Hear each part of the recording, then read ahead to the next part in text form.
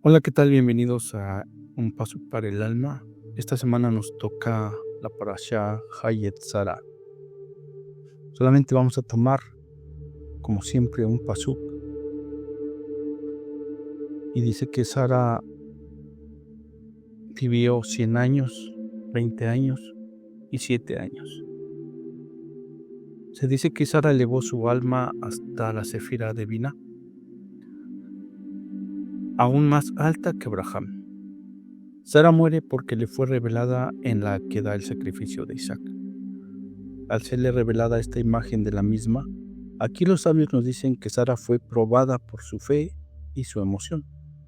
Abraham fue probado por su acción, pero el Zohar adhiere a un personaje más, Jonás, quien fue juzgado por oír y no permitir a la Shejina que morara en él. 3 juicios diferentes, 3 finales diferentes. Veamos uno por uno. Sara muere en apariencia por la prueba y eso nos hace pensar que ella no logró superarla, pues solo creemos o pensamos que la muerte llega solo por castigo. Sara muere en apariencia por la prueba. Eso nos hace pensar que ella no logró superarla, pues solo creemos o pensamos que la muerte llega solo por castigo. Pero el Zohar y los Medashim nos dicen que no solo se muere por castigo, sino por haber cumplido también misiones en este mundo. O para el pueblo que reciba una expiación por la muerte de un justo. Entonces entendemos ya un poco más. Sara no murió por haber fallado en la expiación, ni haber fallado en su prueba, sino porque al superar la prueba, ella termina su recorrido aquí. Ella había cumplido su propósito, y como sabemos, porque Sara antes de la Kedah, su alma estaba en la Sefirá de Keter.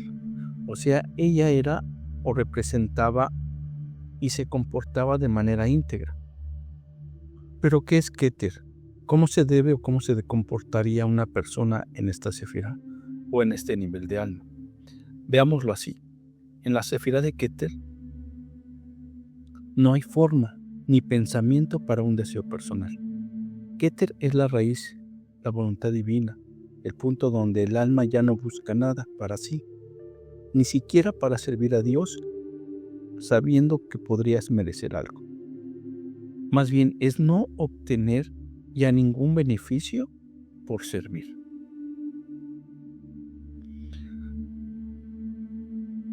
¿Por qué?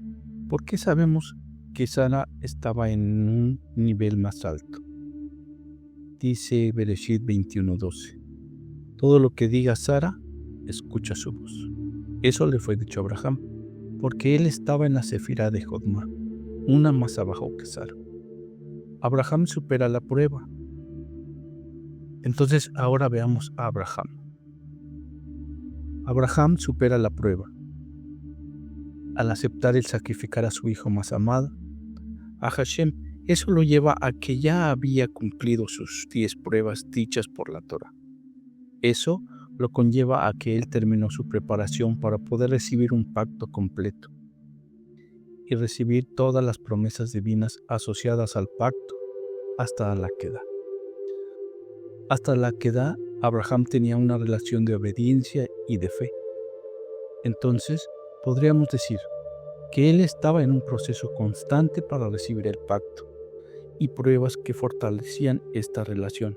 Entonces, Abraham estaba, dijimos, en una Sefirá abajo de Sara, Sara Keter y Abraham Jodma. Ahora veamos a Jonás. Jonás es aprobado o es probado en una obediencia y una transformación espiritual para que la Shejina morara en él. A través de esto, él predicaría en Nínive. Entonces, Jonás intenta huir de la misión de Hashem, que él le encomendó, mostrando así una resistencia y miedo al mandato divino. Hashem interviene con la tormenta y el gran pez para llamar la atención de Jonás y llevarlo a un punto de reflexión profunda. En el vientre del gran pez, Jonás ora y acepta. Esta misión es una transformación interna. Esto le prepara el camino para que la Shejina more en él y así finalmente fuera liberado, para cumplir la voluntad divina. Jonás no niega a Hashem, pero él huye de su voluntad.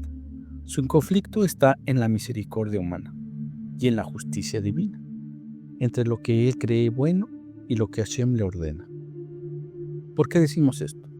Porque él no quería profetizar en Nínive, porque él temía que Hashem mostrara misericordia en ese pueblo en el que eran sus enemigos de Israel.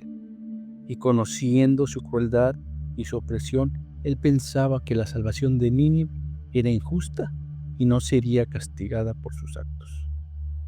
Inmediatamente, entonces, mientras todo esto sucede en Jonás, esto está sucediendo dentro de él en la Sefirot de Nesach y Hod, el equilibrio entre la acción y la redención. Aquí no es la misma prueba de acción total que tuvo Abraham en la Queda, sino es una prueba de acción y de obediencia interna. Por eso su prueba es más horizontal. Esta se ve o se mueve entre las emociones y la razón, y no entre la vida y la muerte. Esto, ya con el entendimiento de las tres pruebas, vemos tres niveles en la Sefirot. Sara Keter, en la voluntad pura para servir sin ningún interés, sin recibir nada a cambio. Abraham, en Jodma, donde recibe grandes ideas y una comprensión directa y casi instintiva. Y Jonás en Nesach y Hod, una lucha interna entre poder manejar sus acciones y determinaciones con humildad y comunicación. Y esto lo logró cuando oró dentro del gran pez y aceptó así el mandato. Esto nos lleva a entender que toda nuestra vida es un arduo trabajo de elevar nuestra alma en todo el tiempo que pasemos en este mundo. Pero ¿de qué nos sirve saber esto? ¿Por qué nosotros debemos entender en este mundo que solo es una parte o un complemento? Que al morir no es el final, sino es un paso más. Dice el Zohar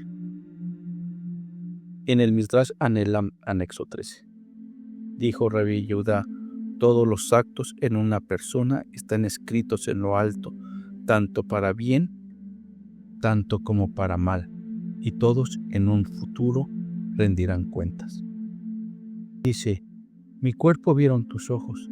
Eso nos dice que todo fue escrito en los días en que fueron formados, sin faltar ninguno de ellos, lo cual se refiere a los actos del cuerpo, que hizo el cual sin atender absolutamente nada, ni pensar en qué sería de él en el mundo venidero. Por eso una persona siempre debe de anticiparse a pesar y a pensar en el final de sus acciones, y no en el comienzo de ellas. Dice Rabbi Isaac: una persona no comete transgresiones, sino quien es un golem. Ahora entonces debemos entender qué es un golem. Dice el Salmo 139, 16. Tu mirada vio mi sustancia informe, un golem. Y ahí significa literalmente materia, sin forma, o un ser sin alma completo. Algo potencial, pero no desarrollado. En la Cábala, el golem simboliza la forma humana antes de recibir la plenitud del alma divina. Cuando el alma se separa, aunque el cuerpo camine, hable y haga cosas, ya no es llamado Adam, sino Guf, cuerpo o un golem. Eso significa que una persona puede estar viva biológicamente, pero espiritualmente está vacía. Cuando el ser humano vive solo desde sus instintos o actúa sin conciencia divina, su cuerpo sigue funcionando, pero el alma no habita completamente en él. Es decir, se mueve, habla, piensa, actúa, pero no como un hombre, sino como un golem, una persona sin espíritu. Cuando la persona peca, lo hace desde su instinto de golem. Entonces la Shejinah se oculta para que las cáscaras del pecado no se alimenten de su luz. Entonces el cuerpo queda dominado por el Nefesh, el alma animal. Por eso el Zohar dice que quien peca deja de ser un hombre, no porque pierda su humildad biológica, sino porque su conciencia divina se oculta. Ahora, se deriva de las cáscaras del pecado, y ésta se ubica en el corazón, más específicamente en el ventrículo izquierdo, que está lleno de sangre. Porque la sangre es el alma, dice la Torá. Por eso todas las pasiones y toda la ira están en el corazón, y de el corazón se extienden por todo el cuerpo, elevándose también al cerebro. En la cabeza, cada pensar y cada meditar sobre ellas, y esto ocasiona que esta alma se vuelva astuta y así maneje el cuerpo en la ira. Entendiendo esto, volvamos primero al primer hombre. Mi cuerpo, dice, se refiere al golem. ¿Vieron tus ojos? Es en referencia a que antes de que insuflaras en mí un alma. Entonces, después de recibir el alma divina, se abre otra morada. El alma divina ahora reside en los cerebros y ahí se extiende a todos los órganos, pero se abre en el ventrículo derecho, donde no hay sangre. Como está escrito, el corazón del hombre sabio está a su derecha. Esta revelación del alma divina que reside en el cuerpo y pasa por el corazón. Esto se entiende que quien reacciona y reflexiona con la comprensión de su cerebro acerca de los asuntos que incitan este amor. Entonces, entendamos esto. Este acto de reflexión mental es importante porque según la tradición jasídica, no nace del sentimiento espontáneo, sino de una contemplación profunda. El tomar decisiones con el corazón no es malo, pero siempre que vaya con el razonamiento del cerebro. En otras palabras, lo que Hashem busca es que la devoción no sea superficial o pasajera, sino una que esté fundada en el conocimiento y en el entendimiento. No podemos decir que entendemos cuando no hay un conocimiento. Debemos reflexionar antes de sentir. Así, eso ayuda a ordenar los afectos y asegura que el amor a Hashem está basado en la verdad y en la profundidad. Así esto nos propone a que todas nuestras emociones están enraizadas y claras, y más aún, meditadas, para que el corazón responda con un amor genuino y enfocado. Solo así podemos pasar o ir subiendo de Sefirot, como lo hizo Jonás, Abraham y Sara. Así como dice el Zohar, pensar qué será de nosotros en el mundo venidero, y si estamos preparados o si lo merecemos para este mundo. Este paso para el alma los esperamos la próxima semana.